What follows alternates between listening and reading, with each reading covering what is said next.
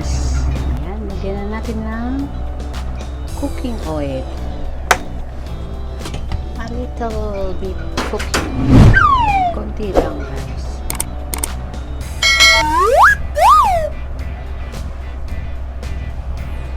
Ngayon, mainit na ang ating fry pan. Pwede na nating ilagay ang ating chicken.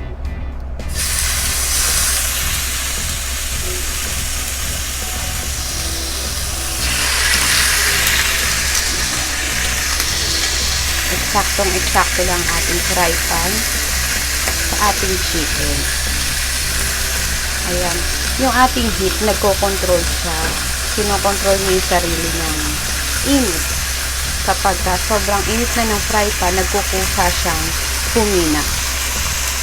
So, no need na natin siyang hinaan dahil magkukusa naman.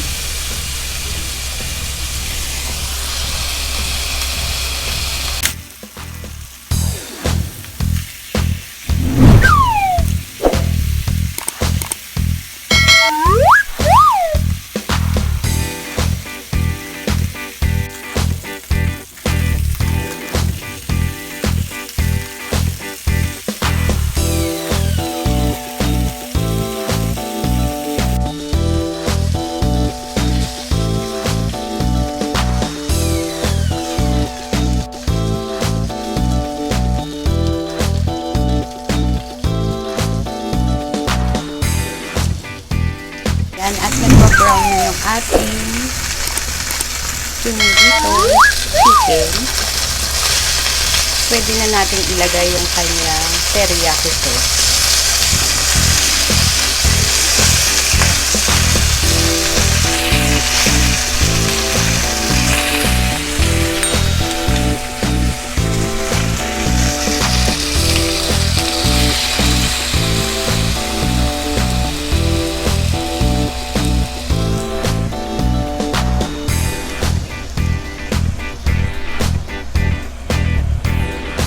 So, intay na lang natin siyang kumulo guys.